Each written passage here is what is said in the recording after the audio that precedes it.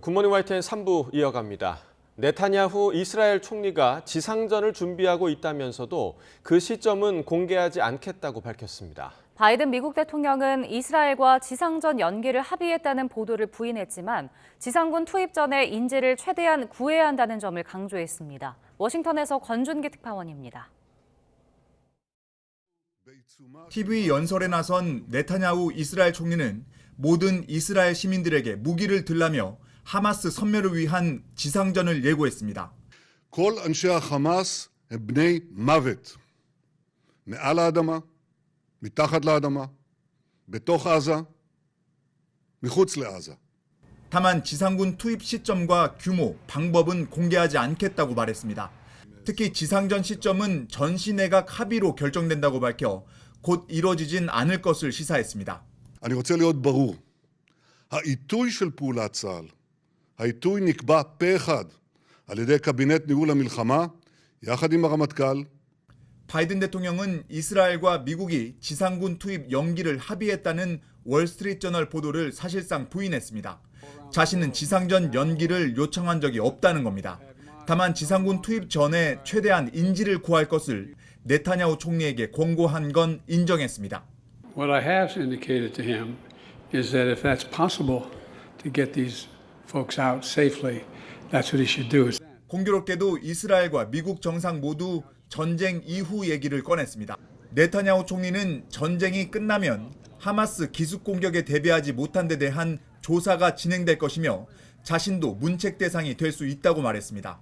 바이든 대통령은 이스라엘 하마스 분쟁의 근본 해법을 찾아야 한다며 팔레스타인 독립을 통한 두 국가 해법을 내세웠습니다. And when this crisis is over, there has to be a vision of what comes next.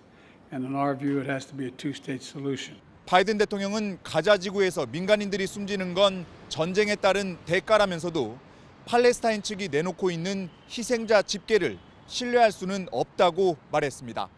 워싱턴에서 YTN 권윤기입니다. 하마스의 공격 때 인질들이 붙잡혀간 뒤 20일 가까이 생사조차 알지 못하는 가족들은 애가 탑니다. 인질 석방 협상을 주도하고 있는 카타르는 일부 진전이 있었으며 조만간 돌파구가 열리길 기대한다고 밝혔습니다. 유재복 기자의 보도입니다. 도심 공원 한편에 곰 인형들이 놓였습니다. 눈에는 가리개를 씌웠고 가슴엔 아이들의 사진을 놓았습니다. 지난 7일 하마스의 이스라엘 공격 때 잡혀간 갓난아기 30여 명을 가리키는 것입니다. I don't believe it. I don't believe it, really. It's animals, people. How we can do it? 두 번에 걸쳐 인질 4명이 풀려나자 석방 협상에 거는 기대와 희망도 커지고 있습니다. 하마스와 협상을 주도하는 카타르는 최근 진전이 있었으며 조만간 돌파구가 열리길 기대한다고 밝혔습니다. 카타르는 이스라엘의 양보를 기대하지 말고 여성과 어린이 인질을 풀어주라며 하마스를 설득하고 있습니다. 하마스 역시 인질이 너무 많아 관리에 어려움을 겪는 것으로 알려졌습니다. At any moment of time, I think that if we will be able to get along between the two parties, I think we will see some breakthroughs hopefully soon. 협상의 성패는 하마스의 요구 조건에 따라 갈릴 것으로 보입니다.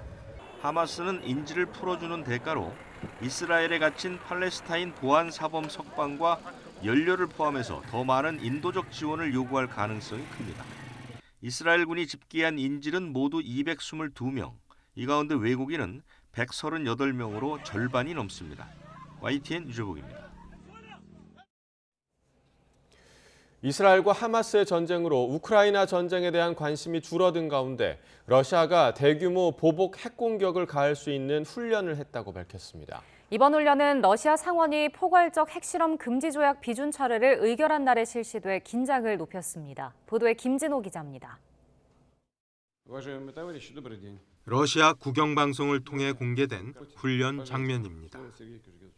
블라디미르 푸틴 러시아 대통령이 훈련을 직접 지휘합니다. Уважаемые товарищи, добрый день. Давайте приступим к работе. Пожалуйста, слово Сергею Кожегетовичу Шойгу. 세르게이 쇼이구 국방장관은 푸틴 대통령의 지휘 아래 러시아군의 훈련이 진행된다면서 훈련의 목적을 밝힙니다. в ходе которой будут отработаны задачи нанесения массированного ядерного удара стратегическими наступательными силами в ответ на ядерный удар противника. 러시아군은 지상, 해상, 공중 등 전방위에서 핵 억지력 훈련을 수행했다면서 훈련 중에 실제 미사일의 발사도 이루어졌다고 강조하며 발사 영상을 공개했습니다.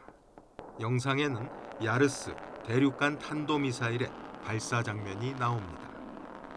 잠수함에서 발사되는 시네바 탄도미사일의 모습도 공개됐습니다. 공대지 순항미사일을 탑재한 Tu-95 장거리 폭격기의 이륙 장면도 포함됐습니다. 이번 훈련은 러시아 상원이 포괄적 핵실험 금지 조약 CTBT 비준을 철회하기로 의결한 지 몇 시간 뒤에 이루어졌습니다. 푸틴 대통령이 최종 승인하면 러시아의 핵실험 금지 조약 비준 철회가 확정됩니다. YTN 김진호입니다.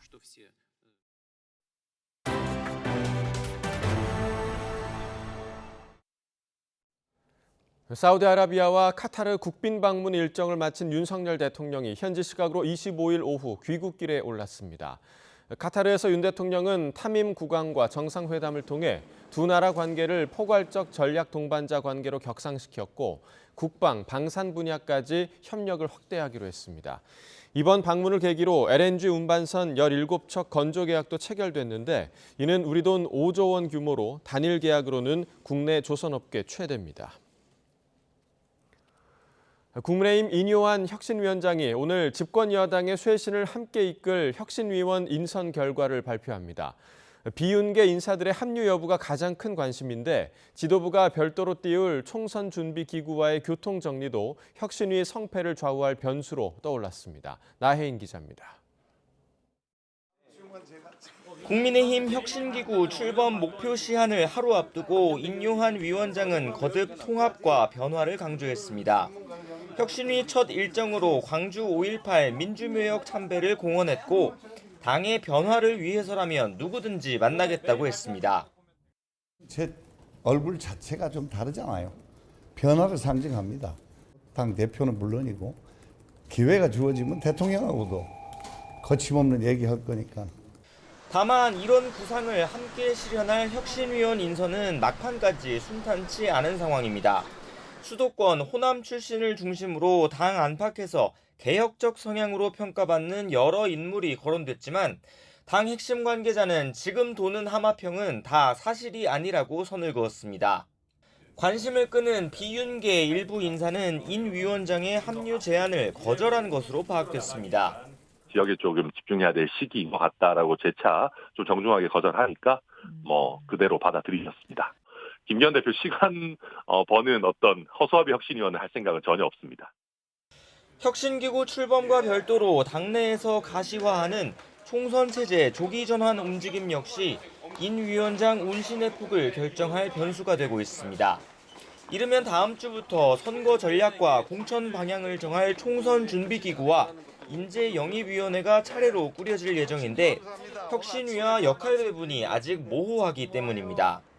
혁신위가 용두사미로 끝나지 않으려면 결국 공천규칙을 손봐야 한다는 의견이 적잖은데 당내 총선 기구가 얼마나 권한을 내어줄지가 관건입니다. 인요한 위원장은 혁신위가 공천 기준까지 건드릴 수 있겠느냐는 기자들의 질문엔 기초를 잘 다지는 게 중요하단 말만 남겼습니다. 오늘 혁신위원 인선 결과와 함께 발표될 당 쇄신 구상에는 이보다 구체적인 답변이 담길지 주목됩니다. YTN 나인입니다. 단식 회복 치료 뒤 최근 당무에 복귀한 더불어민주당 이재명 대표가 오늘 국회에서 전현직 원내대표와 오찬 간담회를 진행합니다. 이 자리에선 내년도 예산안 심사와 민생 법안 등 원내 현안과 내홍 수습 등 당 내부 상황에 대한 의견이 오갈 것으로 보입니다. 특히 이 대표가 체포동의안 가결 사태에 책임을 묻지 않겠다고 밝힌 만큼 이번 모임에서 통합 의지를 거듭 강조할 가능성도 있습니다. 오늘 간담회에는 홍익표 현 원내대표를 비롯해 직전 원내 사령탑인 박광온 전 원내대표 그리고 우원식, 홍영표, 박홍근 등 계파를 아우른 전직 원내대표들이 참석합니다. 일본이 후쿠시마 원전 오염수를 방류한 지 2달이 지난 가운데 최근 원전 근처 바닷물에서 검출된 삼중수소를 놓고 여야 간 신경전이 다시 불붙었습니다. 야당은 농도가 심상치 않다며 대책 마련을 촉구한 반면 여당은 기준치보다 훨씬 낮아 건강에 해를 끼치지 않는다며 불안을 조장하지 말라고 비판했습니다. 보도에 손효정 기자입니다. 수산물 유통과 수산물 원산지 표시 업무 등을 담당하는 해양수산부 대상 국회 종합국정감사. 일본 원전 오염수 방류를 둘러싼 공방이 어김없이 펼쳐졌습니다. 특히 2차 방류 이후 후쿠시마 원전 근처 바닷물의 삼중수소 농도가 도마 위에 올랐습니다. 핵 오염수 2차 방류를 시작한 뒤 방류구 인근의 삼중수소 농도가 심상치 않습니다. 핵 오염수 방류 이래 삼중수소가 20베크렐을 넘은 것은 이번이 처음입니다.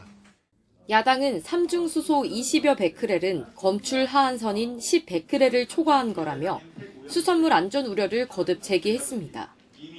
현재 후쿠시마현을 비롯한 8개 현의 수산물 수입이 금지돼 있지만 제도에 빈틈이 있다며 대책 마련을 촉구했습니다. 후쿠시마현 등 8개 현에서 지금 수산물 수입 금지가 되고 있죠. 네. 그런데 실제로 못 들어옵니까? 예, 8개의 수산물은 수입 금지하고 있습니다. 아니, 규정은 그런데 실제 못 들어오는지 확인할 수 있어요?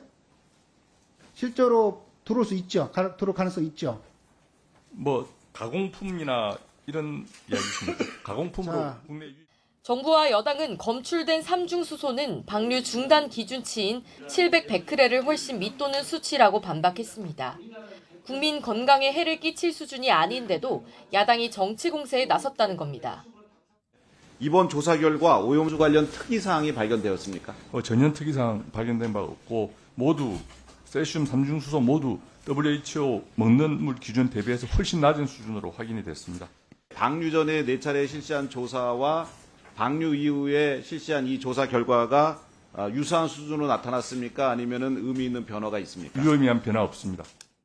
오염수 방류에 대한 과학적 검증 결과를 신뢰해야 한다며 만에 하나 기준치를 넘는 방사능이 검출되면 정부가 즉각 조치를 취할 거라고 강조했습니다. 절차와 또 검증 결과를 신뢰해야 되는 거 아니겠어요, 이거요?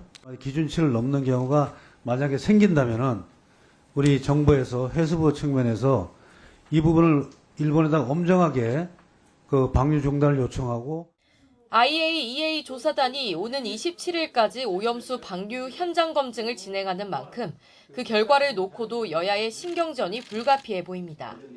YTN 손유정입니다. 국회 과학기술정보방송통신위원회가 오늘 방송통신위원회와 원자력안전위원회 등 피감기관을 대상으로 종합국정감사를 진행합니다. 오늘 종합국감에선 준공영방송 YTN의 민영화와 관련해 공기업 지분 매각 과정과 우선 협상자로 선정된 유진그룹의 적격성 등을 두고 여야 위원들이 질의를 이어갈 것으로 보입니다. 법제사법위원회 법무부와 감사원 대상 종합국감에선 감사원의 전현희 전 국민권익위원장에 대한 감사 착수 계기 등을 두고 공방이 예상됩니다. 임금 협상과 준공영제 추진 등을 놓고 최종 담판을 벌인 경기도 버스 노사가 극적으로 합의했습니다. 노조가 협상 결렬 시 예고했던 파업을 철회해서 모든 노선이 정상 운행하면서 오늘 새벽부터 우려됐던 출근길 대란을 피하게 됐습니다. 조성호 기자의 보도입니다.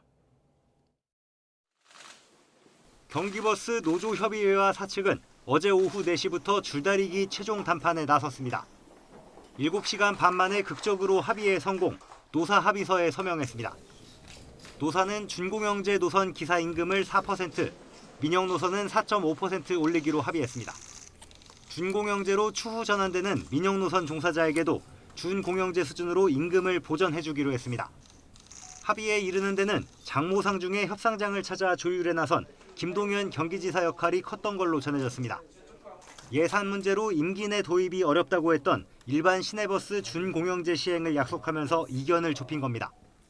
27년까지 준공영제에 대한 말씀드린 바 있고 다시 한번 거기에 대한 이어 양해 말씀드리면서 차질 없이 또 양측의 의견을 드려서 추진할 것을 다시 한번 여러분들에게 약속을 드립니다. 장시간 협상 끝에 타협점을 찾은 노사 대표들도 김 지사에게 감사를 전하면서 지원을 부탁했습니다. 보실적인 이 저임금, 장시간 근로에 많이 좀 시달리고 있습니다.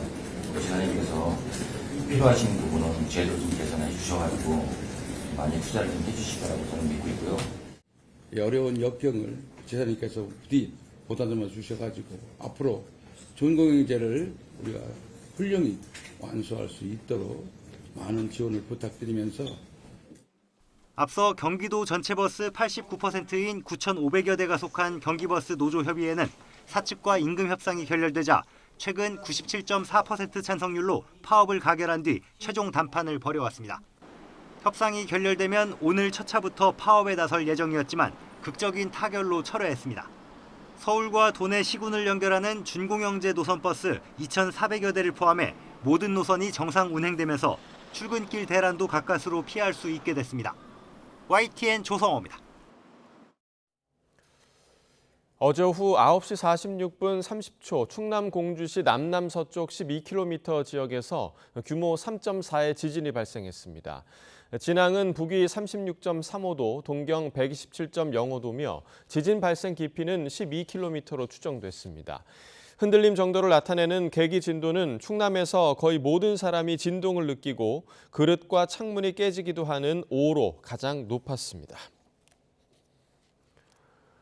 교육부가 발표한 2028 대입 개편 시한을 두고 진통이 커지고 있습니다. 현 교육 상황에서 큰 무리가 없는 대입안으로 학부모들은 70% 이상 찬성한다는 조사도 나왔지만 2025년부터 시작되는 고교 학점제를 무력화하고 특목고 열풍을 부를 거라는 우려도 만만치 않습니다. 김연아 기자가 보도합니다. 교육부가 2028 대입 개편 시한 발표에 이어 전국 설명회를 시작했습니다. 핵심은 내신 5등급제 변경과 고교 전학년 절대평가와 상대평가 병기, 수능 선택과목 폐지입니다. 심화수학을 절대평가로 신설할지도 검토 대상입니다. 교육부는 학생 급감으로 내신 1등급이 너무 적거나 아예 없는 문제를 해결하고 선택과목 유불리에 따른 쏠림을 막기 위한 것이라고 설명합니다. 9등급제를 유지하는 게 사실 너무 가혹하고 불가능한 부분이라고 해석을 해주시면 됩니다. 충분하게 변별이 가능하고요. 고교 학점제가 도입돼도 전 과목 상대평가, 절대평가를 병기하기 때문에 대학에서 내신을 충분히 활용 가능합니다. 하지만 내신 변별력이 줄면 자연히 학종이나 수능 입시 결과가 좋은 특목고에 학생이 쏠릴 수 있습니다. 또 고교 학점제는 학생들이 다양한 과목을 들으며 진로 적성을 찾는 게 목표인데 상대평가를 하면 적성보단 점수 받기 쉬운 쪽으로 몰릴 거란 비판도 제기됐습니다. 교육부는 학부모 설문조사에서 70%가 긍정적 반응을 내놨다고 밝혔지만 일부에서는 개편안 폐기까지 요구하고 있습니다. 진로 및 융합 선택 과목까지 상대평가를 적용하게 되면 학생들은 진로와 적성이 아닌 철저히 대입에서의 유불리를 따져 교과목을 선택할 수밖에 없습니다. 그렇다고 당장 절대평가를 전면 도입하면 학생 간은 물론 학교 간 평가 기준에 대해서도 갈등이 커질 수 있습니다. 또 대학들이 성적 부풀리기를 의심해 내신보다 수능이나 대학별고사에 무게를 두면서 되려 절대평가로 지역과 소학교 학생들이 피해를 볼 거란 반론도 있습니다. 대학 입장에서는 본고사라든지 면접이라든지 이런 것들을 더 강화할 수밖에 없는, 그렇게 되면 사교육은 다시 늘어날 수밖에 없는. 수능 선택 과목을 없애는 데 대해서도 공정성 제고와 대입 전형 간소화 효과가 있다는 평가가 나오지만 과학계에선 다양한 과학 분야 탐색 기회를 잃고 학업 수준이 떨어지게 될 거라면서 반대 입장을 내놨습니다. YTN 김현아입니다.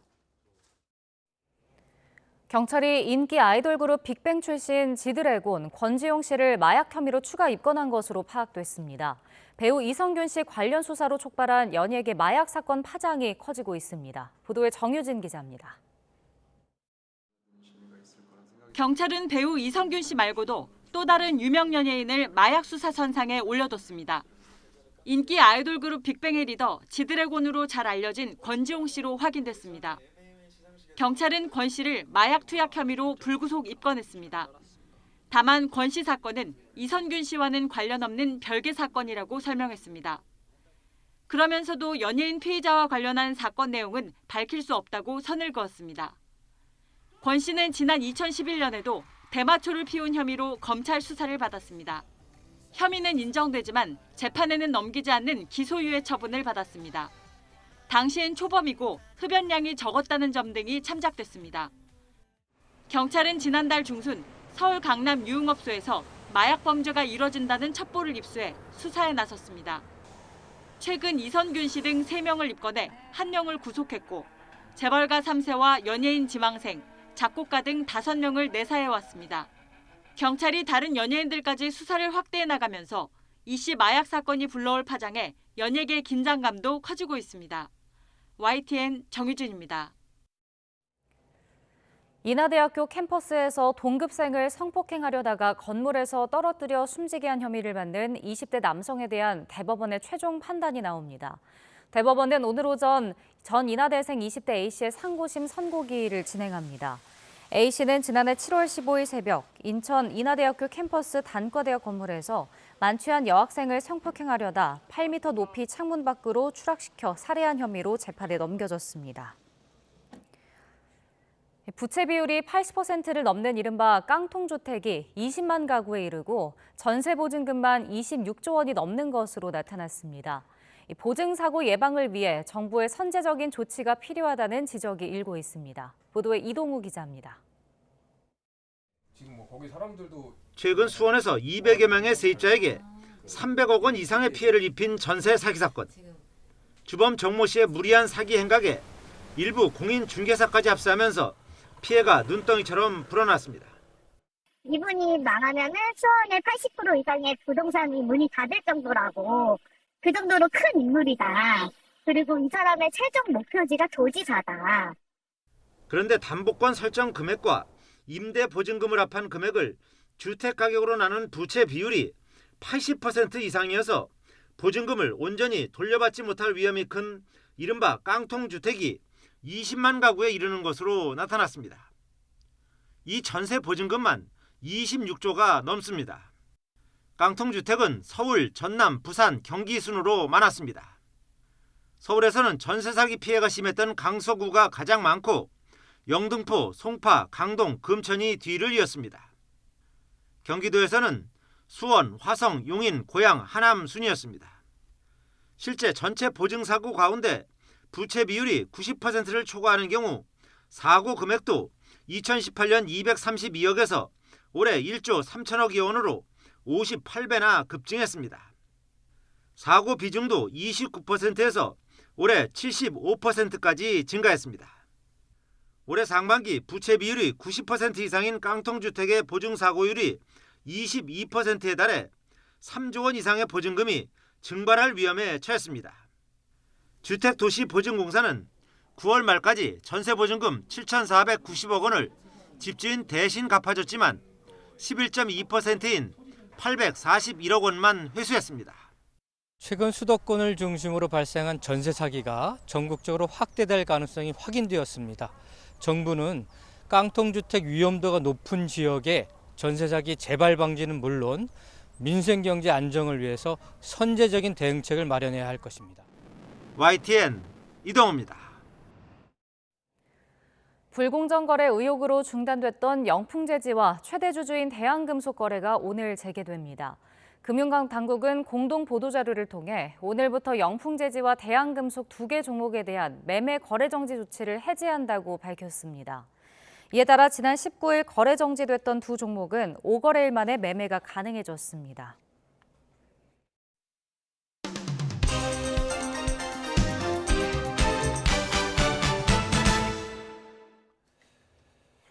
(10월 26일) 목요일입니다. 굿모닝 브리핑 시작합니다. 10월 말이 되면서 작년 이맘때 있었던 이태원 참사와 관련한 기사들이 아침 신문에 많이 실렸습니다. 그중에 조선일보는 1년 전 구조 골든타임을 놓치게 했던 불법 주정차 문제에 대해 다루는 기사를 일면에 싣고 있었는데요. 용산구청의 자료를 보면 이태원 일대의 불법 주정차 신고 건수는 참사 직후 절반 이하까지 줄었지만 5개월 정도가 지나면서 다시 늘기 시작해 지금은 작년 참사 당시보다 더 심각한 상황이라고 합니다. 다음 장도 보겠습니다. 지금 사진이 한 장 보이는데요. 이렇게 인도 쪽 차로에 불법 주정차 차량이 줄지어 있으면서 왕복 4차로 중 2개 차로는 사실상 도로 기능을 하지 못하고 있다고 전하고 있습니다. 근처를 지나는 운전자들은 1년 만에 참사를 잊은 것 같다며 걱정하는 반응을 보이기도 했습니다. 이런 모습뿐 아니라 다른 번화가에서도 이태원과 비슷한 상황이 나타났는데 전문가들은 이와 같은 문제를 해결하기 위해서는 범칙금을 높여야 한다고 주장하고 있습니다. 주차 공간을 계속해서 늘리는 건 한계가 있고 뉴욕이나 런던 등 해외 대도시처럼 확실한 금전적 피해를 주어야 그 요인을 낮출 수 있다고 보는 겁니다. 자, 다음은 중앙일보 일면 보겠습니다. 2030 대출 증가율 4050의 3배다. 금리 두려움이 없는 청년의 영끌이라는 제목이죠. 올해 2분기 30대 이하 1인당 가계 대출금은 2019년 동기 대비 27% 늘었습니다. 같은 기간 4050이 9% 그리고 60대 이상이 1% 증가한 것과 비교하면 압도적인 증가폭으로 볼 수가 있는데 2030은 주로 빌린 돈을 주택을 매입하는 데 활용한 것으로 나타났습니다. 보통 부동산 시장의 주 구매층이라고 하면 어느 정도 자산이 축적된 40대가 꼽혀왔지만 집값 폭등을 경험한 청년 세대가 고금리 기조에도 내 집 마련에 나서면서 이례적인 변화가 나타나고 있습니다. 또 전세 사기가 늘면서 전세는 불안하다라는 심리와 월세까지 폭등하자 차라리 내 집 마련이 낫다는 반응도 반영된 것으로 풀이됩니다. 하지만 앞으로 이런 흐름은 바뀔 가능성이 있다는 분석도 나오고 있는데요. 가격이 오르면서 수요자들 사이에 저항감이 생겼고 최근 은행권 주택담보대출 금리가 연 7% 수준까지 올랐고 급매물까지 사라졌기 때문에 조만간 관망세가 나타날 거라는 분석이 나오고 있습니다. 자, 다음은 최근 불안감이 커지고 있는 럼피스킨병과 관련한 기사 보겠습니다. 소바이러스성 질병인 럼피스킨병이 지난 20일 처음 발생한 후 빠른 속도로 전국에 확산하고 있습니다. 발생 농가에서 사육하는 한우와 젖소가 즉시 살처분되면서 수급 불안감도 커지고 있는데요. 그러면서 올 초까지 공급 과잉으로 폭락했던 한우 물가도 자극받는 분위기입니다. 24일 기준 한우 평균 도매가는 킬로그램당 2만 53원으로 발병 이전에 비해서 12% 정도 상승했는데요. 이렇게 한우 도매가가 2만 원 선을 넘은 건 작년 10월 이후 1년 만이라고 합니다. 자, 그렇다면 앞으로 계속 가격이 오르게 될까요? 중수본은 다음 달 초순까지 전국 소농장의 백신 접종을 완료하면 11월 중에는 발생 추세가 안정될 것으로 기대하고 있습니다. 그리고 전체 한우 사육 두수와 비교해서 살처분된 두수는 미미한 수준이라면서 가격 인상은 단기 수급 불안에 따른 일시적 현상이라고 파악하고 있습니다.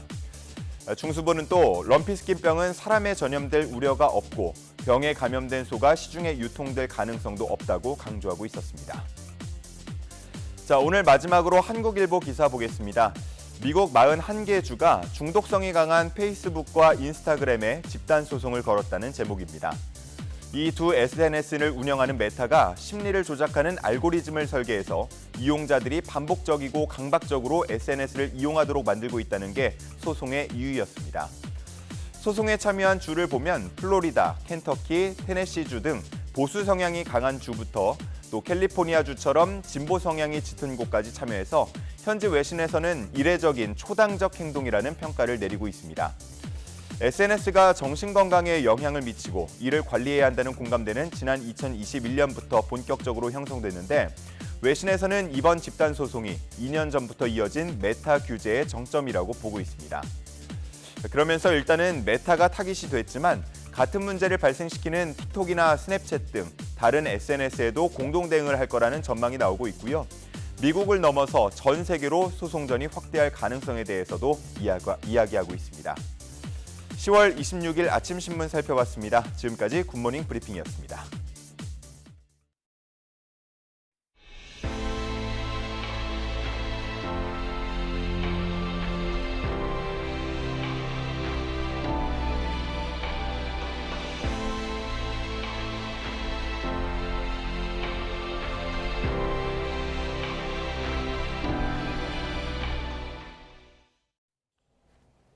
이태원 참사 당시 중요한 책임자로 꼽히는 김광호 서울경찰청장의 법적 책임에 대해 검찰은 참사 1주기를 눈앞에 둔 지금까지도 수사를 이어가고 있습니다. 올해 안에는 재판에 넘길지에 대한 결론을 낸다는 방침인데 실제로 책임을 물을 수 있는지는 의문입니다. 황보혜경 기자가 짚어봤습니다.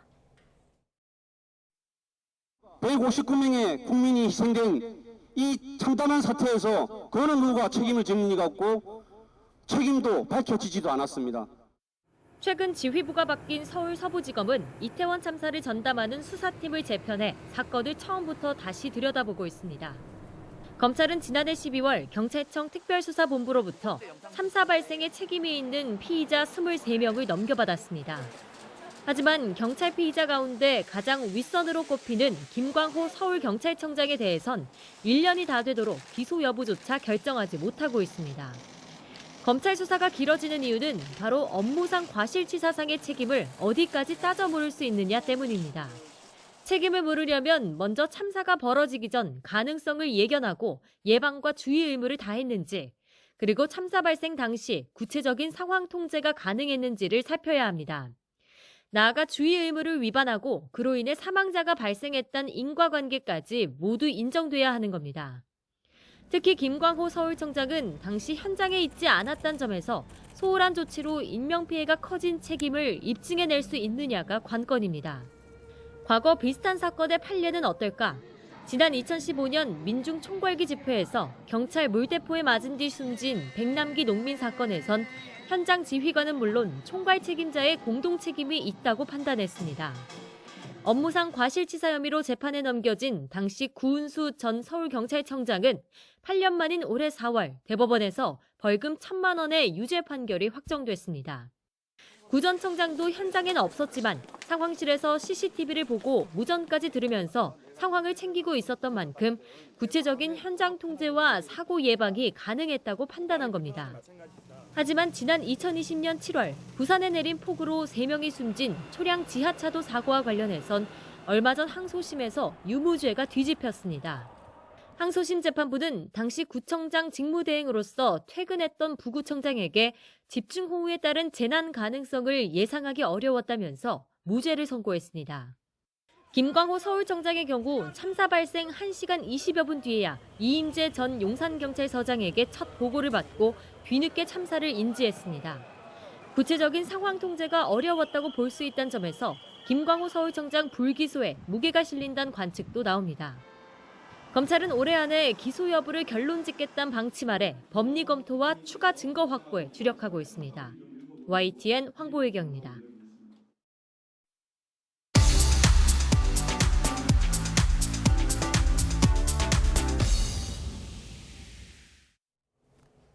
경제 소식을 빠르고 친절하게 전달해 드립니다. 오늘 굿모닝 경제는 이정환 한양대학교 경제금융대학 교수와 함께하겠습니다. 교수님 어서 오세요. 어서 오십시오.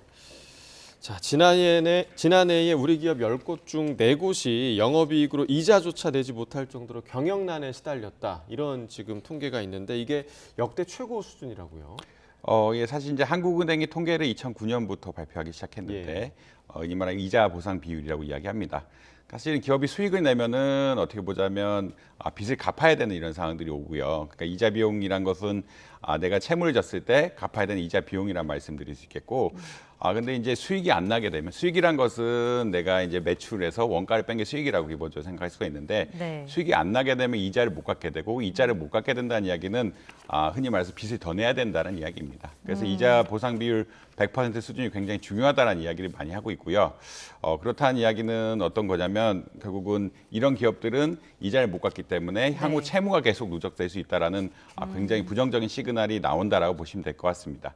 사실 이제 2017년까지 지금 자료만 있지만 2010년부터 보면은 계속 늘어나고 있거든요. 계속 2010년부터 이 자료가 계속 늘어나고 있어가지고 거의 2배 이상 됐다라는, 특히 코로나19 기간을 거치고 중소기업 대출들이 늘어나면서 이 비율이 2배 가량 된 게 아니냐라는 그런 평가들이 굉장히 많이 나오고 있고요. 이른바 이제 취약기업. 이게 또 3년 이상 가면 좀비 기업이라고 이야기하거든요. 좀비 기업들은 흔히 말해서 간단히 생각하기에 은행이 대출을 해주지 않는다면 살아가기 어려운 기업들이라고 생각을 하기 때문에 이런 기업들의 비율이 굉장히 늘어나고 있다라고 보시면 될 것 같습니다. 특히나 이제 부채 비율도 늘어날 뿐만 아니라 기업들이 얼마나 이 부채에 의존해서 영업 활동을 해야 되나의 차입금 의존도까지 늘어나고 있어가지고 크게 보자면 경제에 굉장히 부담을 주고 있다라고 아마 이해하시면 되지 않을까 이렇게 생각을 할 수 있겠습니다. 네. 근데 이런 상황에서 이제 상황이 좋은 기업은 더 좋아지고 나쁜 기업은 더 안 좋아지는 그런 양극화 현상도 나타나고 있는 것 같더라고요. 이게 약간은 어제 이제 한국은행에서 이 통계를 발표했는데 해석의 여지가 조금 있는 그런 자료긴 합니다. 네. 한국은행에서 해석하기로는 이제 100%에서 500%까지라고 이야기하죠. 그러니까 아무 수익이 이자에 대비 이제 100%에서 500% 되는 수준은 늘어났기 때문에 일종의 양극화가 일어난 것이 아니냐라는 그런 이야기를 했는데 근데 사실 좀 이상한 이야기이긴 합니다. 그러니까 100% 아래가 42%로 늘어났는데 이게 100%에서 500%대만 늘어났다고 해서 이게 좋아진 것이냐? 결국은 어떤 이야기냐면 500% 이상이 줄었다. 그러니까 수익이 이자에 비해서 굉장히 많았던 기업이 축소됐다는 이야기거든요. 이렇게 축소됐다는 게 하나가 있고 작년에 결국은 어떻게 보자면 이렇게 100%부터 500% 기업이 늘어난 것이 수익이 증가해서 늘어난 것이냐? 또 그런 거는 아니다라는 평가들이 많습니다.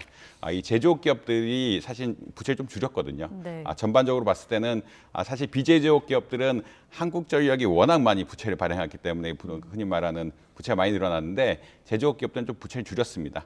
그렇다는 이야기는 사실 수익이 났는데 이제 투자할 기회가 없고 경영 활동이 어려워질 거라 예측하니까 이제 부채를 줄이고 흔히 말하는 비용 절감에 나선 거거든요. 그러니까 경영 활동을 좀 축소시킨 것이 흔히 말하는 이자 보상 비율 차원에서는 좋게 나왔는데 그럼에도 불구하고 이 해석 자체가 결국은 수익이 늘어서 이자 보상 비율이 좋아졌다라고 하면은 양극화가 어떻게 보면 좀 심해졌다라고 이런 해석을 할 수가 있겠지만 지금 상황 자체는 일부 제조업들이 흔히 말하는 레버리지 줄였다. 차입금 의존도를 좀 줄이면서 이자 보상 비율이 좀 좋아진 것 같다라는 측면이 하나 있고 왜냐하면 이제 미래의 수익이 불안정성이 커졌기 때문에 그럴 가능성이 높고요. 그다음에 500% 이상은 조금 오히려 감소하는 추세를 보였기 때문에 이게 조금 해석에 여지는 있는 이런 상황이라고 보시면 될 것 같습니다. 네. 지금 이제 고금리에 대한 전망은 더 길어질 거다 이렇게 계속 나오고 있는데 그러면서 이제 소비 심리가 또 따라서 위축될 수 있다 이런 우려도 있는데 어떻게 좀 보시나요? 사실 이제 최근에 또 한국은행 지표를 계속 지표에 대해서 이야기하는데 한국은행이 내는 지표에 따르면은 소비 심리가 위축되고 있고 물가 상승률에 대한 기대가 올라가고 있다는 지표들이 나오고 있거든요. 10월 소비자 심리 지수가 한 달 전보다 1.6% 떨어졌다. 그리고 기대 인플레이션, 미래 물가 상승률이 얼마나 될 것이냐라는 이런 추세가 반등을 해서 0.1% 이상 올라갔다라는 그런 이야기를 하고 있습니다.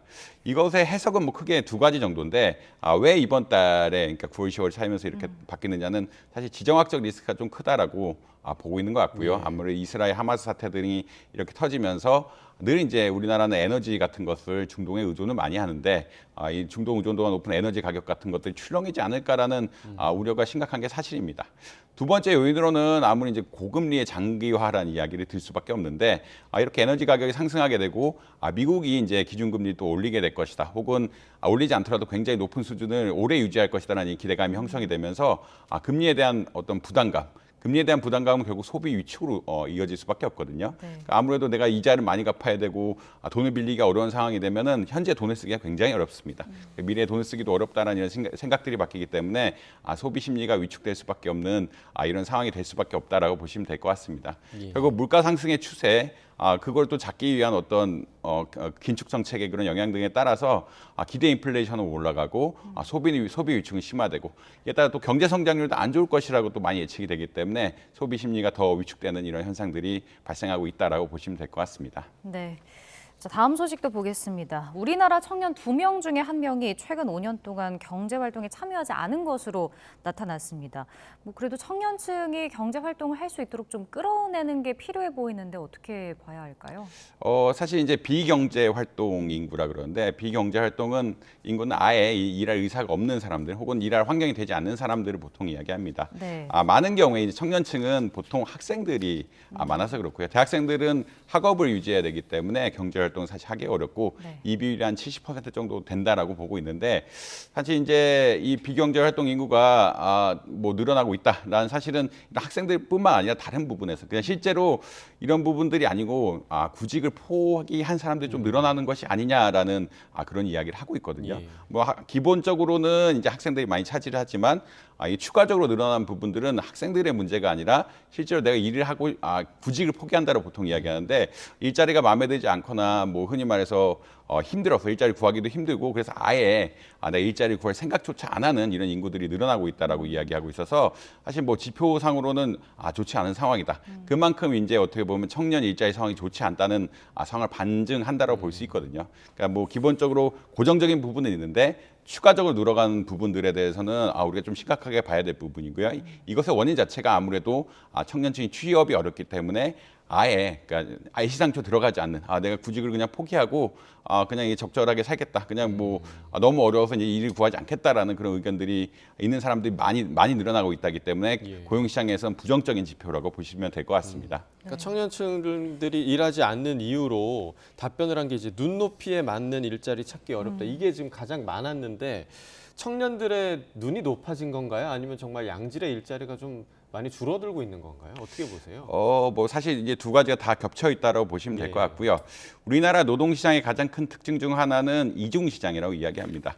이게 보통 중소기업 시장이 따로 있고 뭐 300인 이상의 어떤 근로자들 차원에서 좋은 직장들이 있는데 이런 일단 좋은 직군으로 들어가면은 이직 같은 것들이 용이합니다. 자기의 경력을 쌓고 흔히 말해서 커리어에 도움이 될 수 있는 직장들이기 때문에 내가 이 직군, 이 어떤 클래스에 들어가게 되면은 내가 더 좋은 뭐 대기업, 중소기업을 시작했지만 중견기업으로 가고 대기업으로 갈 수 있는. 그러니까 중소기업 중에서도 어느 정도 규모가 된다라고 하면은 이런 채널이 가능하기 때문에 이런 흔히 말하는 상위군이 있고요. 그렇지만 하위군, 사실 뭐 전통적인 어떤 제조업이라든지 이런 군에 가면은 내가 들어가면 이 위에 단으로 올라갈 수도 없을 뿐만 아니라 향후 임금 상승 역시 굉장히 제약되는 구조라고 보통 보고 있습니다. 이렇게 노동시장 자체가 이중 구조로 되어 있기 때문에 청년층들이 사실은 예전에 전통적인 제조업 기업, 뭐 수익이 안 나는 제조업 기업 쪽으로 가지 않으려고 하거든요. 사실 이런 직군에 대한 일자리 많다고 하지만 청년들이 가기에는 미래에 대한 불확실성, 그리고 미래에 대한 불확실성이 있다면 사실은 어떻게 보면 직업의 상승에 대한 기대감이 있어야 되는데 둘 다 불가능한 구조로 약간 가고 있기 때문에 이런 이중 구조 문제가 사실은 청년층의 실업을 굉장히 늘리고 있다라고 아마 이해하시면 될 것 같고요. 이것을 사실 극복하려고 그러면 일군 직자리, 좋은 직장 자리 굉장히 많이 늘려야 되는데 이것은 우리나라 경제 전체의 성장률 그리고 기술 개발 이런 전반적인 산업 정책의 성장하고 밀접한 관련들이 있는 것이라 보다 이제 집중적으로 연구를 하면서 아마 청년층 취업을 그리고 이제 기업에서 적극적인 활동을 하면서 이런 취업을 도와줘야 되는 상황이 아니냐 이렇게 평가하고 있습니다. 네. 자, 이번엔 국내외 증시도 좀 살펴보겠습니다. 먼저 해외 뉴욕 증시부터 보면 3대 지수가 모두 하락을 했는데 그중에서도 기술주가 큰 폭으로 하락을 했더라고요. 어제 3대 지수가 모두 하락한 공통 요인은 근본적으로 이제 기준금리의 인상에 대한 우려라고 보시면 될 것 같고요. 사실 이제 채권금리 자체가 5%를 넘었다. 보통 국채 10년물을 이야기합니다. 10년물 자체가 5%를 넘었다가 4.8%를 가면서 조금 안정을 취했습니다. 그래서 전날은 주가가 좀 올랐거든요. 근데 어제 또 4.95%로 오르면서 사실은 이제 금요일에 흔히 말하는 소비 지출로 인한 어떤 물가지수 발표가 있는데 이것 때문에 또 금리가 올라가는 게 아니야라는 우려가 좀 퍼지고 있다. 이렇기 때문에 시장금리 자체가 좀 출렁이고 있고 이런 시장금리가 주가 전반에 반영되고 있다라는 그런 사실들은 볼 수 있을 것 같습니다. 두 번째는 어제 이제 구글의 이제 모기업이라고 할 수 있는 알파벳 주식이 폭락을 했거든요. 알파벳 주식이 사실은 매출은 올랐고요. 매출은 올랐지만 이 흔히 말하는 클라우드 부분에 있어서 성과가 안 좋았다는 이야기를 하고 있습니다. 어제 마이크로소프트도 같은 실적을 발표했는데 마이크로소프트는 이제 실적이 클라우드 부분에서 크게 성장을 하면서 주가가 3% 올랐고요. 그러니까 마이크로소프트가 가지는 이제 클라우드 서비스가 구글에 비해서 앞서는 게 아니야라는 이런 평가가 겹치면서 구글 주식은 거의 뭐 9%가량 빠졌거든요. 그 이야기는 뭐냐면 사실 이 클라우드 분야가 산업 전반에 쓰이는 범용 기술이고 특히 AI 기술과 전문, 그러니까 클라우드를 사용해서 우리가 데이터를 모으고 데이터를 모은 거 가지고 빅데이터 기술들, 특히 생성형 빅데이터 기술들을 접목해가지고 미래 산업의 가장 중요한 기술이라 생각을 하는데 구글이나 마이크로소프트나 둘 다 어떻게 보면 매출액 증가는 굉장히 높았지만 이제 클라우드 부분에서는 마이크로소프트가 훨씬 많이 성장하고 구글이 성장이 뒤처지다 보니까 이 추세, 흔히 말하는 이 트렌드가 계속 가는 게 아니냐는 우려가 생기게 됐고 이에 따라서 흔히 말하는 구글 주가가 굉장히 많이 떨어졌다. 그리고 엔비디아 주가 같은 경우에는 이제 아무래도 반도체법에 뭐 직접적인 영향을 받을 수밖에 없는데 미국이 이제 반도체 규제, 중국에 대한 수출 규제를 한다라고 이야기하고 있고 그것을 거의 직시할 거다라는 그런 신호를 보이면서 주가가 급락하는 이런 상황들이 발생하고 있다. 결국은 구글하고 엔비디아의 어떤 하락이 전반적인 기술주 하락을 주도해서 나스닥이 어제 한 2.5%가량 빠졌거든요. 굉장히 많이 하락한 이런 추세를 주도했다라고 보시면 될 것 같습니다. 방금 잠시 언급해 주셨던 미국 10년물 국채금리 큰 폭으로 상승한 것도 기준금리 상승에 대한 예측 때문이었을까요? 사실 이제 소비자, 그러니까 결국은 지금 시장이 굉장히 불확실하거든요. 시장이 불확실한 데다가 지표 같은 것들이 발표가 날 거라고 생각하면 이런 것들에 대한 어떤 뉴스들이 조금씩 흘러나오기 시작합니다. 근데 이 뉴스가 약간 부정적이게 된, 이게 물론 이제 정확하게 나와봐야 되는 이야기이긴 하지만 이게 부정적인 가능성이 높을 것 같다라고 하면은 시장에서는 아무래도 이제 또 반영할 수밖에 없는 상황이고요. 두 번째로는 아무래도 또 그 수요가 늘었다라는 좀 이야기를 하고 있거든요. 수요가 어떤 국채금리 같은 것들이 이제 공급 같은 것들이 좀 늘어나면서 금리 인상들을 유도한 것이 아니냐라는 그런 두 가지 평가들이 있습니다. 사실 이제 금요일 날 중요한 어떻게 보면 지표 발표 같은 것들이 있기 때문에 네. 이에 대한 불확실성이 조금 반영된 게 뭐 큰 사실이다라고 보시면 될 것 같습니다. 네. 자, 이번엔 어제 그 국내 증시도 좀 살펴보겠습니다. 2차 전지 관련 주식들이 큰 폭으로 좀 하락을 했더라고요. 지금 뭐 전기차 시장 상황이 좀 주춤하고 있는데 이런 것들이 영향을 미쳤던 건가요? 사실 뭐 두 가지 부분이 있는데요. 일단은 2차 전지 주식들이 고평가됐다라는 평가는 늘 있습니다. 고평가됐다라는 것은 미래의 실적은 아마 좋을 수도 있지만 현재 실적에 비해서 그리고 현재 실적의 상승률에 비해서 주가가 굉장히 고평가됐던 것이 아니냐라는 의견들은 지속적으로 있었고요. 네. 이런 고평가에 대한 논의가 지속적으로 있는 상황에서 어제 GM이라든지 테슬라 같은 어떤 주요 2차 전지를 소비해주는 전기차 업체들에서 약간 부정적인 의견들이 많이 나왔습니다.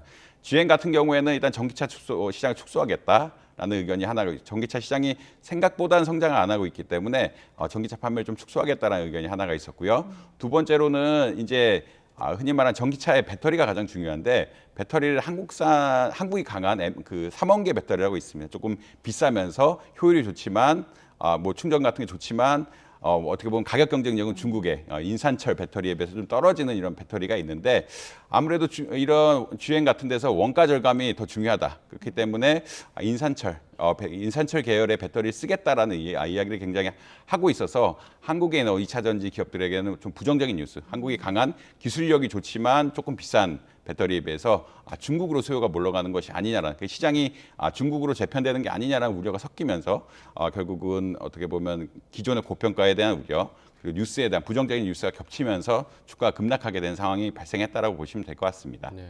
방금 전에 뭐 GM 얘기도 해주셨지만 테슬라 최근 실적이 좀 좋지 않더라고요. 계속 부진을 면치 못하는 상황인데 이렇게 전기차 시장의 상황이 좋지 않은 거 어떤 이유가 좀 있을까요? 사실 테슬라의 경우에는 좀 특수한 상황인데 사실 아직까지는 전기차 시장은 중국의 지배적인 시장이고요. 전 세계 시장에서 중국이 한 50% 이상 차지하고 있습니다. 근데 지금 중국이 흔히 말하는 반값 전기차 이야기가 나올 정도로 가격 경쟁이 격화됐습니다. 네. 특히나 이제 예전에는 배터리에 대해서 혹은 전기차에 대해서 중국이 보조금 굉장히 많이 줬는데 이것을 점차 이제 걷어가는 추세고요. 그렇다는 이야기는 예전에는 보조금을 가지고 중국의 소규모 기업들이 수익을 올릴 수 있었는데 이런 것이 아니라 진짜 매출을 올려야 되는, 그러니까 시장 점유율을 가져가야 되는 상황이 발생하고 있다라고 보시면 될 것 같습니다. 그렇기 때문에 특히나 이제 중소 전기차 기업들 중심으로 가격을 굉장히 깎는 정책들이 피고 있고요. 가격을 굉장히 깎는 상황에서 테슬라가 가격을 높일 수가 없거든요. 가격을 높일 수가 없는 상황이고 이에 따라서 중국의 가격을 내렸습니다. 중국의 전기차 가격을 내리면서 흔히 말하는 이자 수익의 마진이 많이 줄었다라고 이야기하고 있고요. 그래서 매출액은 증가하지만 순이익은 44% 이상 감소했거든요. 그렇다는 이야기는 중국에서 어떤 시장 변화, 이게 특히 보조금 정책이 유발하는 시장 변화가 테슬라의 가격 정책에 큰 영향을 미쳤고 이 가격 정책에 큰 영향을 미친 것이 수익에 직접 반영되는 구조로 나오면서 어떻게 보면 테슬라 수익이 안 좋아졌다. 그리고 이제 뭐 전기차 전반으로는 뭐 긍정적인 뉴스, 정부가 적극적으로 보조금을 지원하고 있지만 이미 살 사람은 많이 산 것이 아니라는 또 의견들이 나오고 있습니다. 아직까지 충전 인프라라든지 이렇게 다 구축이 되지 않기 때문에 이 규모에서는 살 사람들이 너무 많이 샀다. 그리고 특히나 자동차를 바꾸는 것이 또 보수적인 분들이 있거든요. 기름차가 굳이 있는데 내가 전기차를 바꿔야 되라는 보수적인 생각을 가지시는 분도 있어가지고 예측보다, 예전의 예측보다는 조금 시장 성장이 더딜 것 같지 않냐라는 또 의견들이 겹치면서 전기차 시장에 약간은 부정적인 뉴스들이 나오고 있다라고 보시면 될 것 같습니다. 네, 알겠습니다. 오늘 굿모닝 경제 여기까지 듣겠습니다. 이정환 교수와 경제 이야기 나눠봤습니다. 고맙습니다.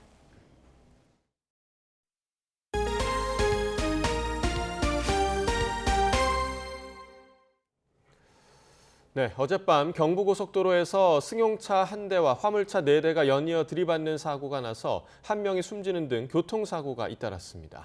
경기도 수원에 있는 오피스텔에선 불이 나서 주민 등 50여 명이 대피했습니다. 밤사이 사건 사고 소식 유서연 기자가 보도합니다.